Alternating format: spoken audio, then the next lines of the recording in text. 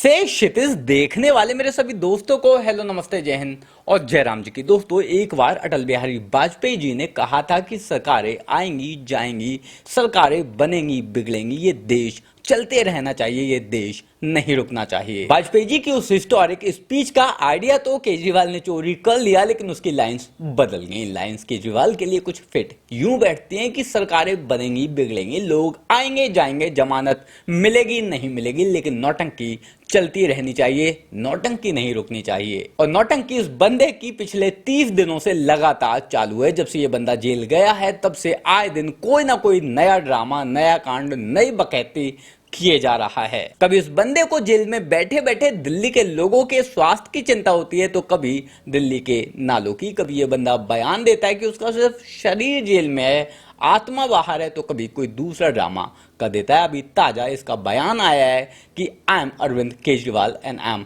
Not a terrorist. आपका आवाज किधर देखेले लगता है मेरे को। My name is Khan and I'm not a terrorist.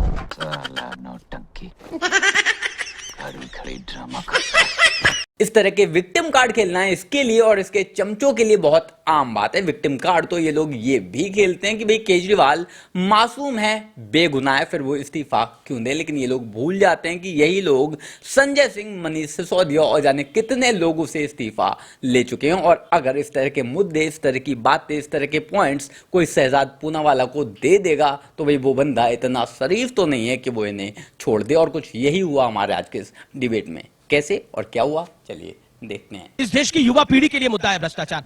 आप बार बार एक बात कह रहे हैं कि देखिए भ्रष्टाचार, हम अभी हाईकोर्ट का ऑर्डर आया, हाईकोर्ट के ऑर्डर ने बोला, जिन्होंने केस डायरी देखी उन्होंने बोला ये केस सेंट्रल गवर्नमेंट और अरविंद केजरीवाल के बीच में नहीं है, ईडी और केजरीवाल के बीच में है। उन्होंने बोला सबूत है, कई चीजों के साक्ष्य हैं, उसके आधार पर ही गिरफ्तारी हुई है। क्या आपको लगता नहीं है कि इतनी सब चीजें आने के बाद ढकता क्या है ढकाने को, छुपता क्या है छुपाने को? देखो अमीश भाई, ये बिल्कुल सेम ऑब्जर्वेशंस हाईकोर्ट ने संजय सिंह जी के बारे में दी थी, सुप्रीम कोर्ट ने उसको नहीं माना। अब हाईकोर्ट ने जो कहा है, हम तो न्यायालय का यकीन भी करते हैं और उसका सम्मान करते हैं। हम कोई भाजपा तो है नहीं कि न्यायालय ने कहा, सुप्रीम कोर्ट कह रहा है कि दिल्ली की चुनी हुई सरकार को ट्रांसफर पोस्टिंग का अधिकार है, इन्होंने छीना ना, कोर्ट वहां पे जाके संसद ने कानून बना दिया। न्यायालय कह रहा है कि ईसी के अंदर प्राइम मिनिस्टर होंगे, एक सीजीआई होंगे, विपक्ष नेता होंगे, इन्होंने बदल दिया। इन्होंने कहा नहीं, चीफ जस्टिस नहीं होंगे, क्योंकि चीफ जस्टिस में कोई यकीन नहीं है। इन्होंने क्या करा, एक यूनियन के नेता होंगे। एक मिनट सर, अब एक बात आती है, बड़े सीरियस नोट में मैं एक बात कह रहा हूं। सर आपने कहा कि न्यायालय ही हमेशा सजा देता है। करुणानिधि जी को उठाया गया, बड़ा काला दिन था, है ना। बदले में जयललिता जी को उठा लिया गया, अमित शाह जी को उठाया गया, करा ना। अमित शाह जी ने क्या करा, जिन्होंने उठवाया था क्या करा था सर, चिदंबरम जी को उठवा लिया। क्या एक स्वस्थ लोकतंत्र में ये सब कुछ होना चाहिए? आज यही सवाल है, आज यही सवाल है। बड़ी महत्वपूर्ण बात है, बहुत महत्वपूर्ण। अगर हमारे साथ गलत हो रहा है, अगर आप उसके साथ गलत करोगे, जिंदगी भर तो कोई नहीं रहेगा मेरे दोस्त, फिर तो कोई और निजाम आएगा, फिर तो वो तुम्हारे साथ। लेकिन ये ठीक नहीं है, ये ठीक नहीं है। जवाब आएगा, लेकिन एक फैक्ट अब आपने बोला कि इन्होंने बोला कि अमित शाह को अरेस्ट किया, उठा लिया, इन्होंने शब्द बोला, मतलब अरेस्ट किया, जयललिता जी को अरेस्ट किया, करुणानिधि जी को अरेस्ट किया, लेकिन जिसको अरेस्ट किया, लालू प्रसाद यादव को अरेस्ट किया, लेकिन जिसको अरेस्ट किया उस सबने इस्तीफा के आधार पर। लेकिन आज सबने इस्तीफे दिए थे। शायद सवाल अपने आप से पूछने पड़ेंगे कि वो किस पिंजरे में बंद है। ऐसा इन्होंने अभी कहा, पूरी तरह आपको मौका दिया। इन्होंने अभी कहा कि सीजीआई का यकीन करना चाहिए, सीजीआई का यकीन करो। अरे भाई, इसी सीजीआई ने जब आपको कहा है कि ईडी और सीबीआई की कार्रवाई बिल्कुल सही हो रही है, तब नहीं मानना है। सीजीआई चंडीगढ़ पर फैसला सुना दे तब तो ठीक है, परंतु जब वो फैसला सुना है कि ईडी सीबीआई ठीक से काम कर रही है, और बताइए ईडी सीबीआई का गलत इस्तेमाल हो रहा है ना, तो मान्यवर मैं आपसे पूछा जाता हूं, और बड़ी ईमानदारी से बोलना, पूरा केस ही वेंडेटा वाला है, पूरे केस में ईमानदारी से काम नहीं हुआ है, तो भाई मनीष सिसोदिया की क्या गलती थी, उसका इस्तीफा ले लिया, और अरविंद केजरीवाल का इस्तीफा नहीं ले रहे हो भाई। ये तो अब 10 सेकंड और देखिए, पहले उन्होंने क्या किया सुनिए, पहले उन्होंने संजय सिंह को बलि का बकरा बनाया, फिर मनीष सिसोदिया को बना दिया, फिर आतिशी ने बनाया दुर्गेश पाठक को। मतलब कि इस प्रकार से बलि का बकरा, और कल ही ईद थी तो बलि का बकरा बनाना है, इसीलिए एक एक को निपटाना है। की बात वो लोग कर रहे हैं जो मणिपुर में आते के जवाब नहीं दे पाए। आज तक वहां के बच्चों के साथ क्या नहीं हो रहा। एक देश के सेना के अफसर की पत्नी को नंगा घुमाया गया, उसके बावजूद भी वहां के मुख्यमंत्री का इस्तीफा नहीं मांग पाए तुम नैतिकता में। ब्रजभूषण सिंह, जिसके लिए लड़कियों ने जूते अपने खड़े कर दिए कि भाई उसका तुम इस्तीफा नहीं मांग पाए। बोला ठीक है, आप बार बार इस बात को कहना। अब आओ मनीष जी के बात पे। मनीष सिसोदिया जी को आपने जेल में रखा, मनीष सिसोदिया जी जेल में रहे, सत्येंद्र जैन जी जेल में रहे, 1.25 साल में 1 नया पैसा तुम निकाल नहीं पाए। अब तुम उसी केस में अरविंद केजरीवाल जी को अंदर ले जाना चाहते हो।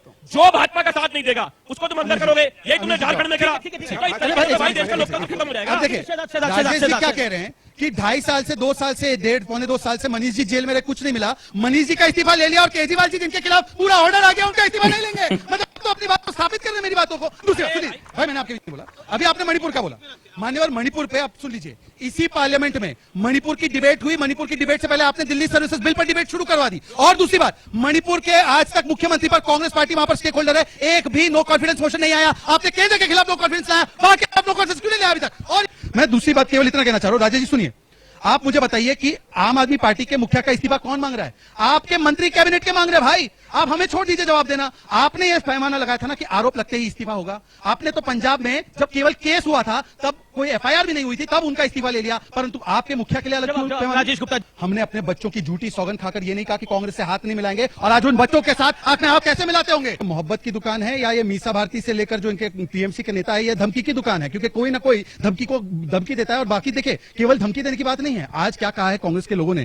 कांग्रेस के लोग कहते हैं कि हम शक्ति का विरोध करेंगे, जो हिंदू धर्म में शक्ति है उसका विरोध करेंगे। इनके आरजेडी के नेता ने कहा है कि रामचरितमानस पोटेशियम साइनाइड है, राम मंदिर गुलामी की निशानी है। यह आम आदमी पार्टी ने कहा है कि नानी ने कहा है कि मंदिर में नहीं जाना है। ये सभी लोग कभी युवा शक्ति, कभी जनशक्ति और कभी सनातन शक्ति को गाली देते हैं। पूछ लीजिए उनसे। और मैं एक ही सवाल पूछना चाहता हूं, आज बता दीजिए कि संदेश खाली पर मणिपुर की अभी उन्होंने बात की, मणिपुर में पार्लियामेंट में चर्चा हुई, परंतु संदेश खाली में शाहजहां को बचाया गया। एक ट्वीट इनका नहीं आया। जिस भ्रष्टाचार की बात कर रहे हैं, अभी हाल फिलहाल 1 सप्ताह पहले का न्यूज़पेपर है जिसमें 25 वैसे भ्रष्टाचारियों का लिस्ट है। उसमें से 23 लोग जिन पर ईडी छापा मारे, जैसे ही वो बीजेपी में गए उनका सारा केस वापस हो गया।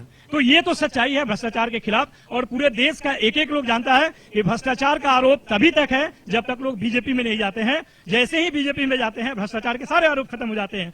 पूनावाला, एक तो आप आम आदमी पार्टी के हाथ धोकर पीछे पड़ गए हैं, विपक्ष के हाथ धो के पीछे पड़ गए हैं। क्या चाहते क्या है? अब तो आम आदमी पार्टी कह रही है कि राष्ट्रपति शासन की मांग कर सकती है भारतीय जनता पार्टी, एलजी लगा सकते हैं। देखिए ऐसा है कि इनकी बातें सुन के ऐसा लगता है कि करेंगे हम भ्रष्टाचार, कहेंगे इससे अपना जनहित अधिकार, अगर कोई कार्रवाई कोर्ट के माध्यम से हो तो चिल्लाएंगे अत्याचार अत्याचार और खेलेंगे विक्टिम कार्ड। अरे भाई, लालू प्रसाद यादव को पहली बार सजा हुई 2013 में, जेल गए 97 में, जेएमएम पहली बार कन्विक्ट हुए 1990 में, समाजवादी पर पहला केस हुआ 2006 में। जिस प्रकार से डीएमके के मंत्री गए पहली बार जेल में यूपीए के जमाने में, टीएमसी के मंत्री गए जेल में यूपीए के जमाने में। तो बताइए कि उस समय पर जो कार्रवाई हो रही थी वो विद्वेषपूर्ण थी और कोर्ट ने इनको जेल में रखा है। भाई लालू प्रसाद यादव हो या अरविंद केजरीवाल हो, परंतु अब क्या हुआ है, रामलीला में देख रहे हैं हम लोग सियासी धर्मांतरण। मतलब झाड़ू से दारू तक, स्वराज से शराब तक, अन्ना से लालू तक। बताइए, जो लोग लालू जी को जेल में डालना चाहते थे, मुलायम जी को जेल में डालना चाहते थे, राहुल जी को जेल में डालना चाहते थे, आज उनके साथ खड़े होकर कहते हैं हमको जेल में क्यों डाल दिया, और कोर्ट ने जेल में डाला है। तो भ्रष्टाचार हटाओ से भ्रष्टाचार बचाओ तक आ चुके हैं।